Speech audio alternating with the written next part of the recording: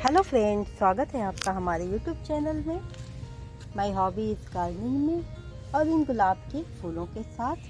देखिए कितने अच्छे गुलाब के फूल खिले हैं, कितना बड़ा बड़ा साइज़ आया है, आप लोग देखिए।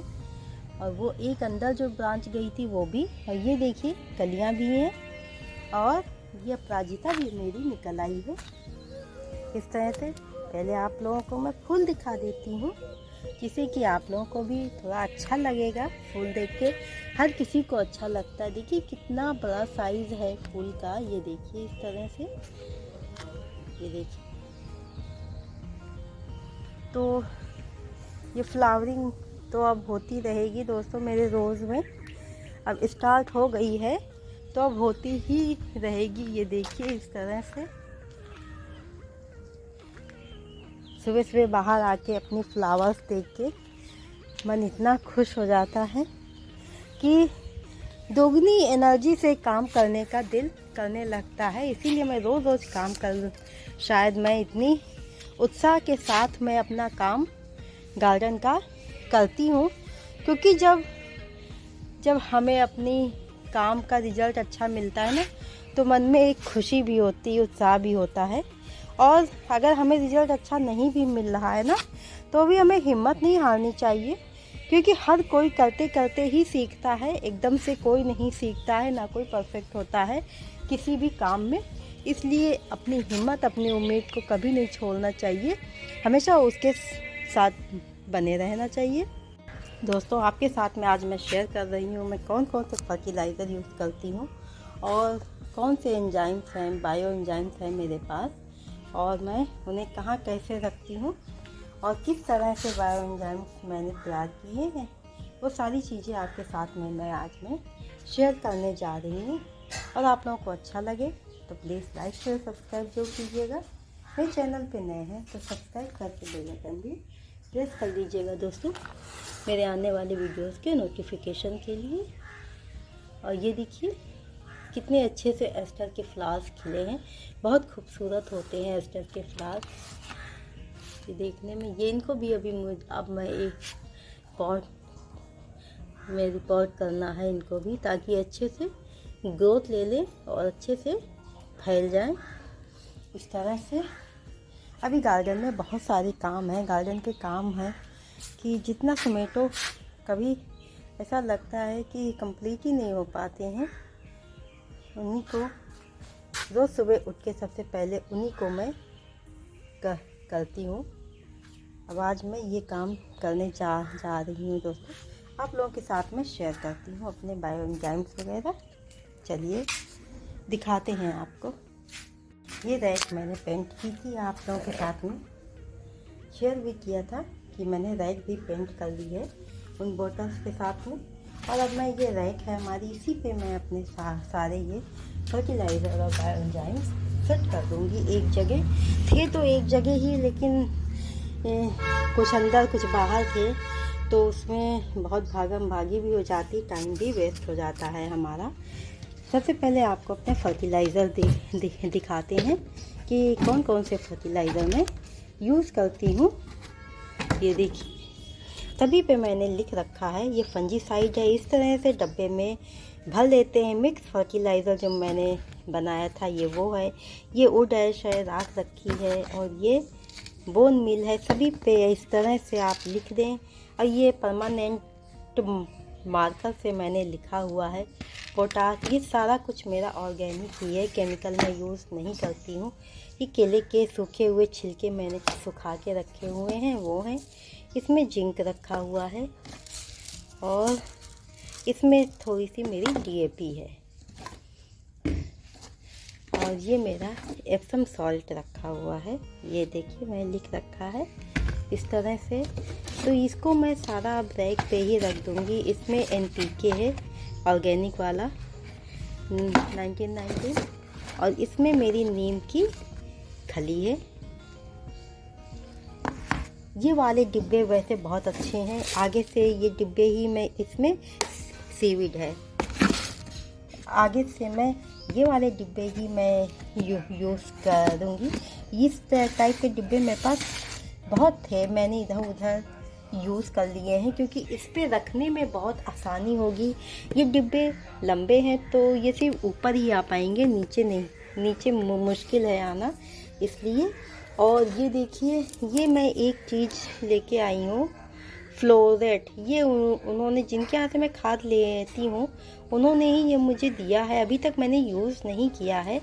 ये फूलों के लिए है कि आपके गार्डन में ज़्यादा से ज़्यादा फूल आएंगे। ये इस तरह से, इसमें देखिए मेंशन है कि रूट भी स्ट्रॉन्ग होगी, ये देखिए, और अच्छे से खिले आएंगे। ये मुझे लाए हुए टाइम तो हो गया है, बट मैंने अभी तक यूज़ नहीं किया है। और ये हमारा नीम ऑयल है जो हम अपने प्लांट्स पे हम यूज़ करते हैं। और इसमें भी हमारे सूखे केले रखे हैं, और चाय पत्ती भी थोड़ी, अभी मैंने चाय पत्ती भी जो सुखाई है उसको भी मुझे एक डब्बे में कहीं पे शिफ्ट करना है, रखना है, उसका भी काम है। इस तरह से जैसे हम लोग की घर गृहस्थी हो जाती है डब्बे, उसी तरह से ये प्लांट के भी हो गए हैं। और ये देखिए, ये केले का है, इसमें केला और संतरा दोनों ही मैंने डाल रखा है। और ये गुड़ भी डाला हुआ है। इसमें गुड़ डालने से बहुत अच्छा बायोएंजाइम्स बनता है। और ये चाय पत्ती है, ये चाय पत्ती मैंने ऐसे ही पानी में डाल रखी है, क्योंकि अब ये जो हमारे मॉस रोज़ वगैरह हैं, जो पोर्टुलाका मॉस रोज़, और ये इनमें सब में ये बहुत अच्छी खाद है डालने के लिए। पर्सलन में भी हम डाल सकते हैं, क्योंकि उसमें बिल्कुल पॉट फिल हो जाता है, जगह नहीं होती कि हम उसमें कोई खाद दें, इसलिए हमें उसमें लिक्विड खाद ही देनी पड़ती है। और ये है वर्मी कंपोस्ट का, मैंने वर्मी कंपोस्ट भिगो रखी है। इसमें क्या है, अगर हम थोड़ा सा भी 1 लीटर पानी में 100 ग्राम भी डाल देंगे ना, तो भी हमारी अच्छी खाद बन के तैयार हो जाएगी। क्योंकि इस तरह से जब खाद भिगो के रखी रहती है तो वो बहुत ही स्ट्रॉन्ग हो जाती है, तो थोड़े से ही हमारा काम हो जाता है। और ये प्याज के छिलके हैं जिनको मैंने इस तरह से डिब्बे में भिगा के रखा हुआ है। तो इसी में से हम ये देखिए, प्याज की गर्मी से किस तरह से इसमें गैस बन रही है, बबल्स, ये देखिए। तो ढक्कन पूरी तरह से टाइट ना करें जब भी बायोएंजाइम्स बनाएं, तो क्योंकि उसमें गैस भी बनती है। सभी में मैंने गुड़ डाल रखा है, जिससे कि अच्छा फर्टिलाइज़र बन के तैयार होता है। ये हमारी सरसों की खली है, और इसमें मैंने ये ऑरेंज भिगा के रखे हुए हैं। ये क्योंकि जो हमारी एसिडिक सॉइल है उसके लिए ये जो है बहुत अच्छा फर्टिलाइज़र है मिट्टी को एसिडिक बनाने के लिए। और अपने गार्डन में जैसे हम पेस्टिसाइड वगैरह करते हैं ना, इंसेक्ट आते हैं, तो उसके लिए भी ये अच्छा है। इससे हम छान के और अपने प्लांट पे स्प्रे भी हम कर सकते हैं, जिससे कि कीड़े वगैरह हमारे गार्डन में नहीं आएंगे। तो ये देखिए कितना थिक हो गया है, क्योंकि ये बहुत टाइम का हो गया है, ये मैंने बनाया है। 3 महीने में हमारा बायोएंजाइम्स बनके रेडी होता है यूज़ करने के पर्पज़ से। ये हमारा बहुत ही ओल्ड हो गया है, ये भी हो गया है, ये हमारे बहुत ही ओल्ड है। इसको अभी 3 महीने हमारे नहीं हुए हैं, और इसको भी हो गया है 2 महीना। ये 2 महीने से रखी हुई है। और ये हमारा जो बायोएंजाइम्स है, ये लहसुन, मिर्च और अदरक से मैंने तैयार किया था।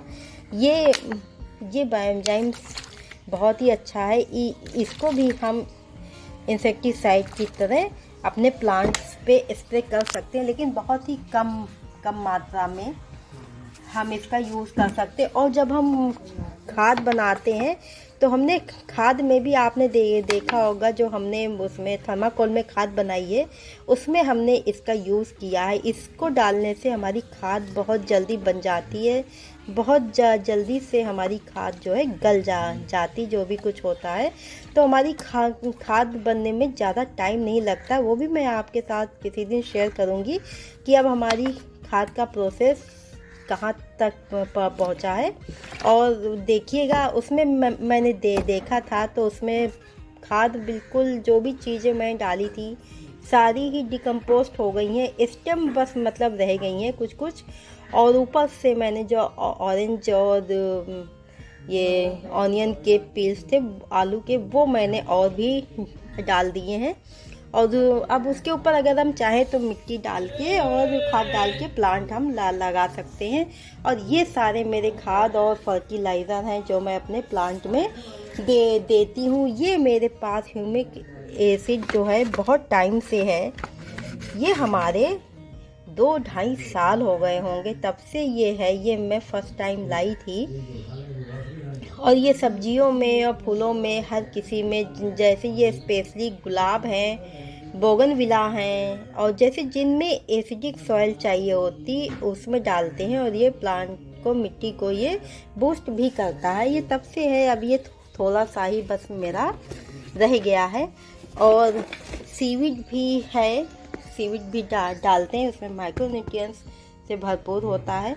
और इसी तरह से अब हम इसी के ऊपर ही ये हम यहाँ पे सारा हम सेट कर देंगे रख के, और फिर आपको दिखाते हैं। दोस्तों मैंने इस तरह से बड़े वाले डिब्बे ऊपर रख दिए और सब आसानी से मुझे दिख रहा है कि कहाँ पे क्या रखा है।